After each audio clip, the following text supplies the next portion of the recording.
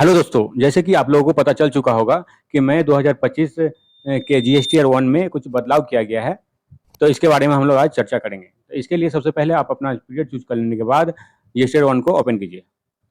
देख सकते हैं जीएसटी R1 ओपन हो चुका है, जिसमें आप देख सकते हैं कि ये सारा फील्ड पहले जैसा ही है। इसमें कुछ आपको चेंजिंग नज़र नहीं आ रहा होगा। तो इसमें से सिर्फ बदलाव टेबल 12 में किया गया है, जो HSN वाइज समरी है, ठीक है। और टेबल 13 को मैंडेटरी किया गया है। तो टेबल 12 में क्या बदलाव किया गया है, इसमें B2B और B2C डिटेल्स आपको अलग अलग एंटर करना होगा। B2B ये जैसे B2B है, B2B इस फील्ड में जो भी आप रिकॉर्ड डालिएगा उसको यहाँ अलग से डालना होगा। और B2C यहाँ लार्ज और देख सकते हैं ये दोनों B2C है, ये दोनों का डिटेल्स आपको यहाँ पर अलग से डालना होगा, ठीक है। चलिए इसको ओपन करते हैं हम लोग। देख सकते हैं table number 12 HSN wise summary of outward supply का डिटेल्स यहाँ पर आपको मैंने फील्ड खुल चुका है। इसमें दो टैब आपको दिख रहा है, एक B2B सप्लाईज और दूसरा B2C सप्लाईज, ठीक है। तो जो भी आप B2B सप्लाईज कीजिएगा उसका HSN का डिटेल्स आपको यहाँ डालना होगा, और जो भी आप B2C सप्लाई कीजिएगा, ठीक है, उसका आपको HSN का डिटेल्स इसमें डालना होगा। तो इसके लिए आपको सबसे पहले जानना होगा कि आपका टर्नओवर कितना है, टोटल सालाना टर्नओवर कितना जाता है। अगर वो 5 करोड़ से 5 करोड़ से नीचे है, ठीक है, अप टू 5 करोड़ है, तो फिर B2C जो सप्लाई है वो मैंडेटरी नहीं है, ये ऑप्शनल है, ठीक है। अगर 5 करोड़ से ऊपर है तो फिर मैंडेटरी हो जाता है। इसमें आपको दोनों डिटेल डालना होगा। अगर 5 करोड़ अप टू 5 करोड़ है तो सिर्फ आप जो है B2B ही डाल सकते हैं। B2C आप ये ऑप्शनल है, आप डाल भी सकते हैं, नहीं भी डाल सकते हैं, लेकिन B2B का डिटेल डालना ही होगा, ये मैंडेटरी है। अब जैसे देख सकते हैं कि B2B और B2C दोनों में सारा फील्ड सेम है, ठीक है। दोनों में ही सारा फील्ड आपका सेम है, जितना फील्ड इसमें है उतना फील्ड इसमें भी है।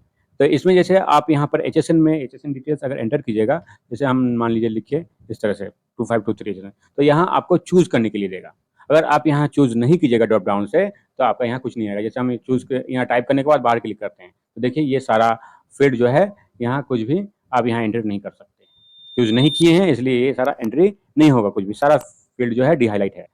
इसको आपको एक्टिव करने के लिए यहाँ पर आपको ड्रॉप डाउन से चूज करना होगा। HSN एंटर करने के बाद यहाँ आप चूज कीजिएगा, तभी आप जो है इसमें एंटर कर सकते हैं।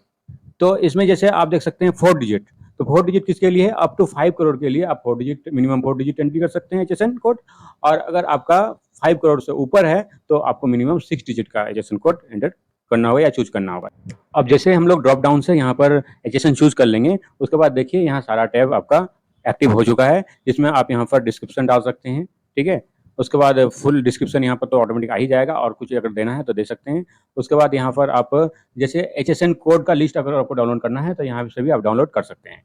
उसके बाद यहाँ UQEC जैसे आप यहाँ पर चूज कर सकते हैं। उसके बाद टोटल क्वांटिटी आप यहाँ टाइप कर सकते हैं। उसके बाद टैक्सेबल वैल्यू टाइप कर दीजिए, रेट यहाँ पर टाइप कर दीजिए। उसके बाद IGST CGST HST जो सारा टाइप आप यहाँ पर फिल करने के बाद यहाँ ऐड कर सकते हैं। जैसे इस तरह से टाइप करने के बाद आप यहाँ इसको ऐड कर दीजिएगा तो नीचे जैसे उसी तरह से आ जाएगा। उसके बाद आप इसको सेव कर सकते हैं। सेम उसी प्रकार से आपका यहाँ पर B2C में भी सेम इसी प्रकार से है, ठीक है। तो इस तरह से आप कर सकते हैं। उसके बाद आप बैक जाएंगे हम लोग। उसके बाद यहाँ टेबल नंबर 13 जो है, इसमें भी डॉक्यूमेंट इशू का है। जैसे आप इनवॉइस जो भी इशू करते हैं या क्रेडिट नोट, डेबिट नोट, चला डिलीवरी चालान जो भी इशू करते हैं, उस पहले आपका क्या था कि वो मैंडेटरी नहीं था, आप डाल भी सकते थे, नहीं भी डाल सकते थे। अब ये टेबल भी आपका मैंडेटरी हो चुका है। जैसे इसको ओपन कीजिए, जैसे ये डॉक्यूमेंट इशू समरी है, इसमें आप जो भी आप इनवॉइस जनरेट कीजिएगा, जैसे उसका इनवॉइस का आउटवर्ड सप्लाई का यहाँ पर इनवॉइस ऐड कर सकते हैं। जैसे आपका 1 से लेके मान लीजिए 100 या 50 या 55 तक हुआ, तो यहाँ पर आपका 55 नंबर टोटल होगा। उसके बाद कैंसिल कितना हुआ है वो आप यहाँ पर देख सकते हैं, दे सकते हैं। जैसे मान लीजिए 2 को कैंसिल हुआ, तो ये इस तरह से आप इसका फिल कर सकते हैं। तो यह हो गया इनवॉइस, टैक्स इनवॉइस का हुआ। उसके बाद ये आपका इनवर्ड सप्लाई का अनरजिस्टर्ड पर्सन का है। उसके बाद ये आपका रिवाइज इनवॉइस का है। उसके बाद डेबिट नोट, क्रेडिट नोट, इस तरह से सारा आप जो भी आपका है मैंने डॉक्यूमेंट जो भी आप इशू किए हैं उसको आप यहाँ पर कर सकते हैं।